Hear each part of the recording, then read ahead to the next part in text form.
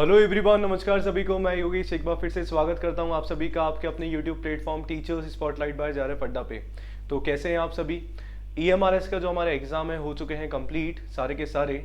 और एक बिल्कुल आज जो है हमारा एग्ज़ाम बचा हुआ है, उसके बारे में अपन बिल्कुल डेफिनेटली चर्चा करेंगे।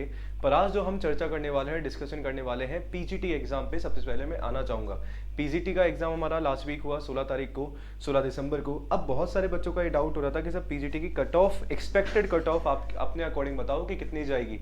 तो मैंने इतनी देर इसलिए लगाई सो डैट मैं अपने आप से एक ऑथेंटिक जो डेटा है वो एक बार कलेक्ट कर सकूं, सारी चीज़ें अपन देख सकें, थोड़ा सा अपन अनुमानित चीज़ों से सारी की सारी चीज़ें कलेक्ट करके फिर मैं आप लोगों को डेटा दूं। इस वजह से तो चैनल पे फर्स्ट टाइम विजिट किया है तो टीचर्स स्पॉटलाइट नाम का अपना चैनल है, जाना है, सब्सक्राइब करना है। ईएमआरएस की तरह ही आप लोगों को मिलने वाला है पूरा का पूरा सीटेट का कंटेंट। सीटेट का आप सभी को पता है एग्ज़ाम हमारा बिल्कुल 21 जनवरी को ही है। तो अगर आप लोग भी सीटेट की तैयारी कर रहे हैं या करना चाहते हैं तो बिल्कुल आप लोग क्या कर सकते हैं, क्रैश कोर्स ऑलरेडी हमारा स्टार्ट हो चुका है। 21 दिसंबर से आप एनरोल करवा सकते हैं क्रैश कोर्स में, जहाँ पे आपको टेस्ट सीरीज प्लस जो क्रैश कोर्स है दोनों आपको प्रोवाइड करवाएंगे सेम प्राइस में।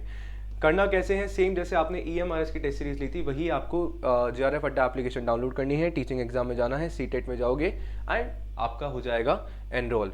ठीक है जी, तो ये छोटी चीज़ थी। चलते हैं मुद्दे पे, तो क्या रहने वाला है, कितनी रहेगी हमारी एक्सपेक्टेड कट ऑफ। तो गाइज अगर मैं बात करूं पीजीटी का एग्जाम हमारा 16 दिसंबर को हुआ और दो पेपर में अपन इसको डिवाइड अपन थोड़ा सा करके बात करते हैं कि एक हमारा जनरल सेक्शन था और एक आपका पीजीटी का सब्जेक्ट स्पेसिफिक पेपर था। ठीक है, फॉर्म हमारे जो एक्सपेक्टेड, जो मुझे डेटा पता लगा है, फॉर्म हमारे भरे गए हैं 7.5 लाख के आसपास।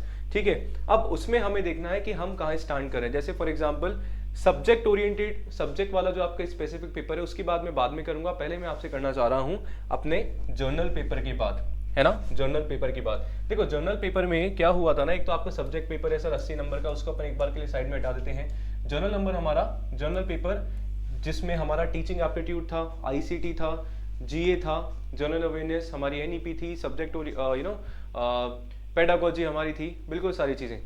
तो वहाँ से ये देखने को मिला, रीजनिंग हमारी थी कुछ क्वेश्चन सॉल्व हो पा रहे थे, कुछ नहीं हो पा रहे थे। जैसे मैं बात करूँ जीए की, जनरल अवेयरनेस की, तो जो मैंने फीडबैक लिया लर्नर्स का, तो उनका यही था कि जनरल अवेयरनेस जो हम लोग लेकिन थोड़ा सा लेवल उसका काफ़ी अच्छा था। रीजनिंग काफ़ी सही थी हमारी, आईसीटी काफ़ी सही थी, टीचिंग एप्टीट्यूड में थोड़ा सा चीज़ें घुमा दी थी, बाकी पेपर वॉज नॉर्मल।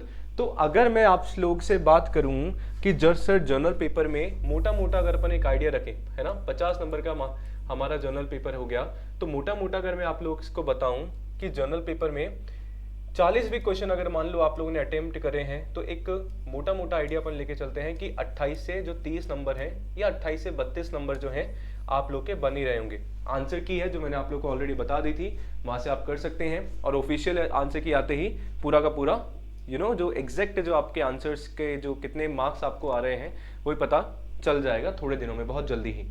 तो एक हम ये मान के चलते हैं। बात करें सब्जेक्ट की अब इतने सारे हमारे पास पीजीटी के सब्जेक्ट्स हैं अलग अलग, तो वो सब्जेक्ट स्पेसिफिक की मैं मान के चल रहा हूँ 80 क्वेश्चन थे। आप लोगों ने कुछ किया होगा तो मतलब 60 से 65 नंबर अगर आपके यहाँ पे बन रहे हैं, 60 से 65 नंबर, या मैं इसको 60 से कुछ तो, क्योंकि जो पेपर था ना, पेपर का लेवल पहले मैं बताना चाहूंगा कि पेपर का level was not that type, कितना कोई हाई लेवल वाला हमारा नहीं पूछा गया था। हम बोल सकते हैं मॉडरेट हमारा पेपर था पीजीटी का, जो आपका सब्जेक्ट ओरिएंटेड, सब्जेक्ट स्पेसिफिक आपका जो पेपर है। तो ये मैं मान के चलो, जैसे मैं मेरे सब्जेक्ट की बात बताऊं कॉमर्स की, तो बिल्कुल पेपर अच्छा खासा पेपर था। तो मैं मान लो ये मान के चलूं कि मेरे जो है ना बिल्कुल 65 से 70 नंबर वहां पे अगर अपन ने अच्छे से पढ़ा है तो वहां से अपने बन जाएंगे। तो इसको अगर मैं एक एवरेज 30 ले लेता हूँ, या इसका एवरेज में एक 68 या 70 में ले लेता हूँ, तो मेरे 95 जो है नंबर यहाँ से बन जाएंगे। तो मेरा ये मानना है 95 से अगर आपके 102 के बीच में नंबर आ रहे हैं तो बिल्कुल आप सिक्योर हैं, आप पोस्ट ग्रेजुएट टीचर बनने वाले हैं बहुत जल्दी ईएमआरएस में। अब अगर नहीं आ रहे हैं तो हमें देखना है, अच्छा एक इंपॉर्टेंट इंटरेस्टिंग चीज इसमें क्या है कि सर इंग्लिश को आप भूल गए, जो हमारा 40% लैंग्वेज था उसमें पास होना जरूरी है। भाई हिंदी में 10 में से 4 चाहिए, इंग्लिश में 10 में से 4 चाहिए। अगर आपके आ रहे हैं तभी ये काउंट होगा, नहीं आ रहे हैं तो अपन पहले ही डिस्क्वालीफाई हो गए हैं, हमें वो करने की जरूरत है। इंग्लिश बहुत ही बेसिक था, इज एम आर टेंसेस के बारे में, आपके आर्टिकल के क्वेश्चन थे, आपके एंटोनिम के क्वेश्चन थे, बहुत ही सिंपल था, same as it is with Hindi language. तो अगर आपके बन रहे हैं 4-4 नंबर दोनों में आ रहे हैं तो बिल्कुल, और साथ में अगर ये स्कोर आपका बन रहा है तो बिल्कुल अपन बोल सकते हैं कि अपन हो जाएंगे अगर ईश्वर ने चाहा तो। ठीक है। दूसरा, अब मैं ये जो बोल रहा हूँ, बहुत सारे जो हमारे जो मिथ्याचारी हैं, है ना, वो सब आके कमेंट करेंगे कि सर ऐसे कैसे बोल रहे हो भाई। We all are talking about expecting. जो मैं मेरे अनुभव से जो पेपर का स्टैंडर्ड लेके जो मैं डेटा कलेक्ट करके आया हूँ वो मैं बातें आपसे शेयर कर रहा हूँ। बिल्कुल एक्चुअल तो सर जो होगा, जो ऑफिशियल आंसर की आएगी, बट येस फिर भी अपन एक अनुमान लगा सकते हैं कि इतना कुछ हमारा डेफिनेटली बनने वाला है, क्योंकि फर्स्ट टाइम आपका एग्जाम हुआ है तो सारी चीज़ों का ध्यान रखा जाएगा। समझदार को इशारा काफ़ी भी है। तो बिल्कुल, बाकी सीटेट की अगर प्रिपरेशन कर रहे हैं तो आप चैनल को लाइक करिएगा, सब्सक्राइब करिएगा एंड शेयर भी करिएगा। धन्यवाद।